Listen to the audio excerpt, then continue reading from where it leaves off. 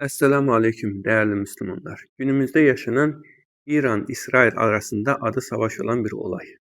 Ki yani şöyle bir misal var. Ayının 40 tane mahnısı var, hamısı armut hakkında. Burada sivillerin feda olduğu, öldüğü bir oyun.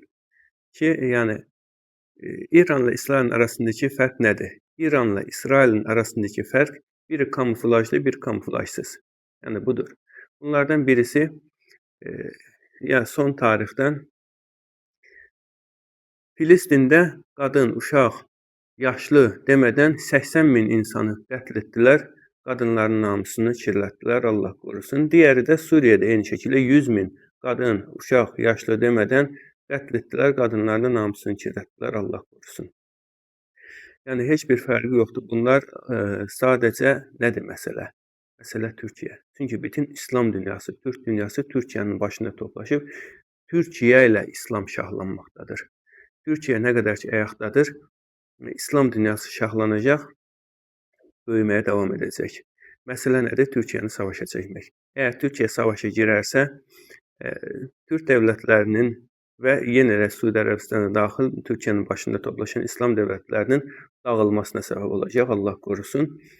Ki əgər Türkiyə savaşa girməsə də, yenə digər tərəfdən də İslam dünyası arasında sadəcə İranı Qazzeyə sahib çıxırmış kimi tək başına qaldığı üçün İranı qəhrəman olaraq göstərdi və buna Türkiyə savaşa girmədi, Türkiyəni də hain olaraq göstərə bilərlər. Bu şəkildə yəni bir oyundur.